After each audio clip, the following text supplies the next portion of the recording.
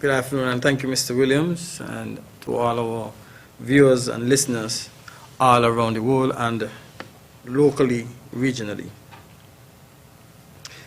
Before I start today, I just want to highlight some information that I received while awaiting my opportunity to address you. And this is a report, a press release, by the Department of Health and Wellness in St. Lucia. It says that today, as of today, Wednesday, October 14th, 2020, St. Lucia recorded 2 new cases of COVID-19. The individuals are a couple, a 38-year-old female and a 47-year-old male of Castries. They both developed respiratory signs and symptoms, which led them to seek care at a community respiratory clinic on Monday, October the 12th, where they were treated for their symptoms and tested for COVID-19. At that point, they did not report risk exposure to COVID-19. Again, let me repeat. At that point, they did not report risk exposure to COVID-19. As per protocol, they were sent home for isolation, awaiting results. Upon receiving their confirmed COVID-19 results, arrangements have been made for their transfer to the respiratory hospital for care. Their son, who is a secondary school student, shall be assessed and tested for COVID-19 and placed in quarantine.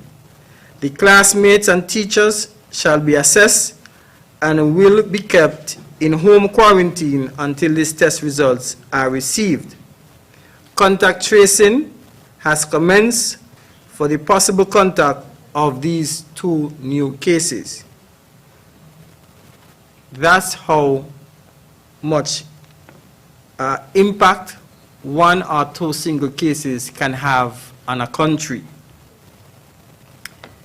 It's very important, very, very important that we adhere to the protocols that are being recommended. Today, I just want to be brief and highlight just a few things. I want to speak to the civic responsibility that we need to exercise in doing our part. In particular, as we endeavor to maintain the status of a low-risk country here in St. Kitts and Nevis. How can we achieve this? 4 critical things I'm going to highlight today. We need compliance by our business and corporate partnerships. We need staff development, continue the public-private partnership, and infrastructural enhancement to safeguard the staff first and the customers. The public response is very important. It's going to require a cultural change and adaptation to the new norm. It's also going to require a strict adherence to the non-pharmaceutical measures, as was just stated, the wearing of the mask, hand hygiene, and staying away from events that can be super spreaders. 3, supporting the legal framework being used to prevent the spread of the COVID-19 virus. And these are critical elements that are needed. And I want to highlight by saying that any individual with a neglectful approach to combat the spread of the disease will only regress the progress made in the fight against the virus. Let us not allow ignorance to regress the progress we have made together. It only takes a single exposure of 1 citizen to take the country into regression. On another note, I wish to continue my invitation to all of our citizens, residents, and visitors to our week of activity. Yesterday, we would have seen an address by the Honorable Wendy Phipps, co-chair of the Mitigation Council, and the International Day for Disaster Reduction. And the theme for that day yesterday was it's all about governance. We have seen, and I keep saying it, once you have good governance, you have a great chance of defeating the virus. So tomorrow, I'm inviting all to support NEMA and its partners in the Family Feud. The Family Feud will take place tomorrow evening, and we are asking all to come out and cheer for the team that will represent NEMA. We will also continue with our Face of the Districts and our trivias. Please log on to our website at www.nema.kn. And Friday will be our day, our staff development day. You are invited to pass through NEMA, engage with the staff, talk with us, and if you want to share a drink, non-alcoholic drink with the staff, you can bring them and do so. Right, Vesta? On Saturday, there will be a volcanic hazard tabletop exercise for the NEMA districts. And this is a way of testing our volcanic preparedness plans, and also involving the districts at the community level to be prepared. So the general public, there is nothing better than having a well-prepared country to respond to the effects of any type of hazard. It is said, again, and I will repeat, as I repeated on Sunday, if it's not risk-informed, then it has a human cost. If it's not risk-informed, it has a human cost. And I am certain we don't want a human cost, and this is why we have been fighting really hard, working really hard to ensure that we defeat the COVID-19 virus, and we will learn to exist and coexist with it. We are in the Atlantic, we are experiencing a tropical disturbance that is traveling north-northwest and through the Caribbean chain of islands. Associated with this disturbance will be some moderate to heavy showers within the next 24 hours, accompanied by thunderstorms. So tomorrow morning, if you wake up and you see the lot of rain, you hear the lot of thunder, lightning, and you may experience some gusty winds, it doesn't mean that we are going to close down the country. It means that I want you to remain vigilant, observant, and listen to all the necessary warnings and precautions that will be provided by our local Met Office and also by the National Emergency Management Agency, NEMA.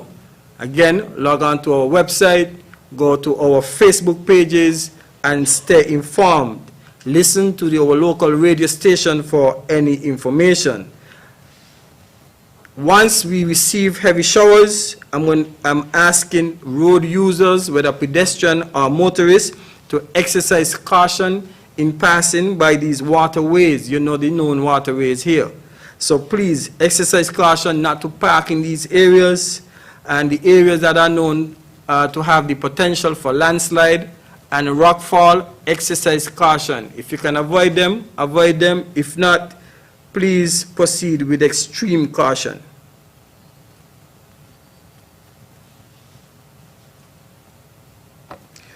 I want to take this opportunity to thank the Emmanuel Methodist Church in Sandy Point for the excellent job they did in hosting us on Sunday during the church service, but most of all, the implementation of the protocols that they have in place. It was evident with the pressure checks, the temperature checks. I think pressure maybe want to check for real, Dr. Lars, yeah? For example, the temperature checks that was done, after the temperature checks was done, you were logged in a book, and your temperature, your name, your contact information, which is for traceability. There were markings on the ground for the spacing. The seating were properly spaced, so therefore it will minimize the risk of you coming in contact with anyone that may have had the virus. I want to thank the Christian Council and Evangelical Association for their partnership. Now, considerable amount of work is being done at the RLB International Airport, and we are hopeful that the same will be done in the ports of entry by sea, at the seaports and the various marinas. We should be holding dialogue with our marina operators and also with the yachting community as we seek to also strengthen the inbound passengers via the sea. That is very critical. Again, thank you for listening. We are preparing. We need the general public to come on board and support our efforts in opening our borders. There is no fear. We shouldn't have no fear.